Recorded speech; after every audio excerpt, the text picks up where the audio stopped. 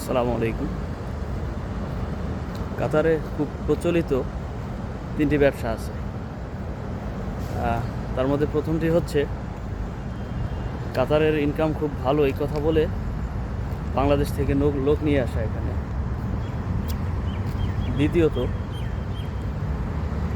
Europe যাওয়া খুব সহজ কাতার থেকে এই কথা বলে 20 থেকে 22 লক্ষ টাকা কন্ট্রাক্ট করে লোক নিয়ে আসা। 6 মাসের কথা বলে যে আমি 6 মাস পর তোমাকে ইউরোপ দিতে পারবো, পাঠিয়ে দিতে পারবো, এই কথা বলে নিয়ে আসা।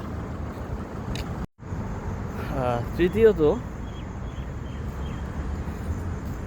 যারা কাতারে বসবাসরত বাঙালিরা আছেন প্রবাসী, তাদের কাছ থেকে বুলগেরিয়া, সার্বিয়া, এই ধরনের বলকান ইউরোপের যে কান্ট্রিগুলো আছে এইসব দেশে পাঠানোর কথা বলে 1000 থেকে 1500 রিয়াল নেওয়া এবং কয়েকদিন পরে তাদেরকে ব্লক করে দেওয়া।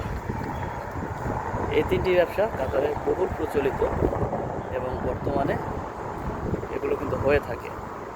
তাই সকলে সাবধান এই ধরনের ব্যবসায়ী থেকে। ধন্যবাদ।